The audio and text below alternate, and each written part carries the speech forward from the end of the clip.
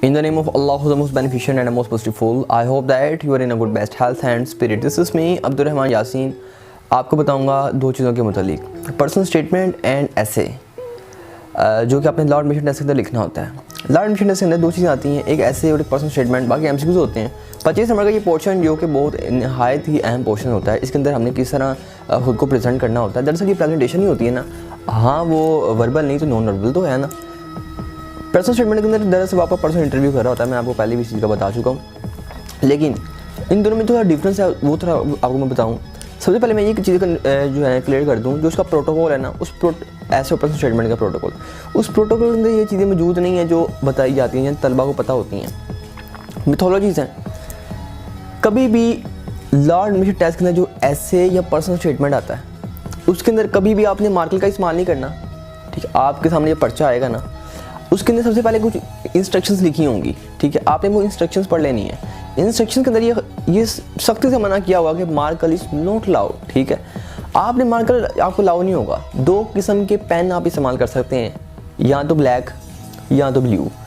अगर तो black pen से आपने लिखना शुरू कर दिया तो फिर सारा ब्लैक से लिखें, अगर ब्लू से शुरू कर दिया तो सारा ब्लू से लिखें। पॉइंटर भी यूज़ कर सकते हैं आप।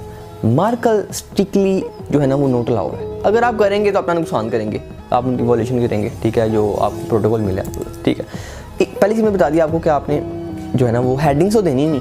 दूसरी चीज़, मार्कर का इस्तेमाल करना, हेडिंग्स नहीं देनी। हेडिंग्स देनी कहाँ पे वो बता देता हूँ मैं आपको। जो हेडिंग आपने देनी है ना, वो आप ऐसा करेंगे पॉइंटर से दे दें। पॉइंटर से हेडिंग दे दें। जो आप 3 ऐसे होंगे, आपने एक ऐसे लिखना है, उस ऐसे का नाम आप पॉइंटर से लिख दें। दैट्स इट, बस। इसके अलावा आपने जो कह लें कि मार्कर तो लाना नहीं ना, हेडिंग भी नहीं देनी, वो बस एक ही हेडिंग ऊपर जो ऐसे की देनी है बस। इसके अलावा आपने जो है ना वो यूज़ नहीं करना। आपने वो कह लें कि हेडिंग्स दे दी, उसके अंदर अंडरलाइन कर दिया, हेडिंग्स तो भी ख़त्म हो गया। एक हेडिंग आपने ऐसे की दे दी, उसके बाद सिलसिला ख़त्म हुआ हेडिंग्स का, मार्कर का सिलसिला ख़त्म हुआ बस। वो आप हेडिंग मार्कर से भी दे सकते हैं, आप हेडिंग वो पॉइंटर से दे सकते हैं, लेकिन आप मार्कर से ना दें, पॉइंटर से दे दें। और उसके नीचे पेन का इस्तेमाल शुरू कर दें। अब बस सिर्फ पेन का इस्तेमाल करना है, इसके अंदर मार्कर नहीं लिखनी। इसके अंदर आपने हेडिंग्स नहीं देनी। कोटेशन लिखें या ना लिखें, इसके अलावा आयत लिखें या लिखें, शेड लिखें या ना लिखें। ऑलरेडी स्पेस बहुत कम होती है, ऐसे के अंदर बहुत कम स्पेस होती है, क्योंकि वो ऐसे नहीं है कि इसके अंदर जितना लिखते जाओगे उतने नंबर ज़्यादा मिलते हैं। आपको मुनासिब सी जो है ना लाइन्स, शीट क्या लाइन्स मिलनी है मुनासिब सी, जिसके अंदर आपने जो है ना वो मुश्किल से आपके 5 पैराग्राफ मुश्किल आएंगे, आपने वो लिखने होंगे। उमूमन बस 4 लिख जाते हैं, लेकिन जिनकी राइटिंग थोड़ी मॉडरेट नॉर्मल होती है वो लिख लेते हैं 5। इसके अंदर आपने चले कोटेशन लिखनी है तो आप लिख सकते हैं 1 या 2 कोटेशन लिख लें। आपने शेड लिखना है तो सिर्फ सिंगल एक शेड लिख लें, ज़्यादा शेड ना लिखें, क्योंकि वो लाइन कंज्यूमिंग होती है। तो फिर वो ऐसे जो चेक कर रहा होता है ना, आपको समझ जाता है कि इसको ऐसे नहीं आता, ये बस खाना पूरी कर रहा है, लाइन्स पूरी कर रहा है। तो आपने ऐसा नहीं करना, एक शेड लिख दिया, ठीक है लिख दिया, या एक कोटेशन लिख दिया, लिख दी।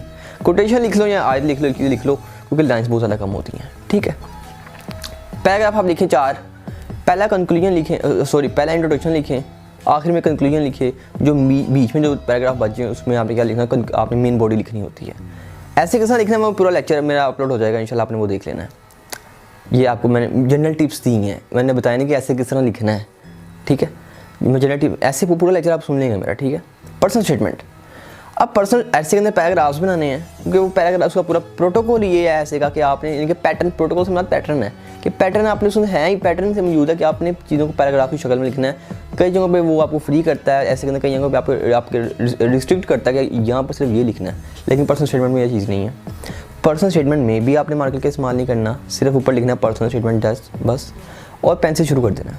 अब पर्सनल स्टेटमेंट में पैराग्राफ नहीं बनाने, ऐसे के अंदर रिस्ट्रिक्ट वो करता है आपको कि पैराग्राफ बनाओ, लेकिन पर्सनल स्टेटमेंट में आपने वो पैराग्राफ नहीं बनाने। ठीक है जी, क्योंकि पर्सनल स्टेटमेंट और ऐसे का फ़र्क है।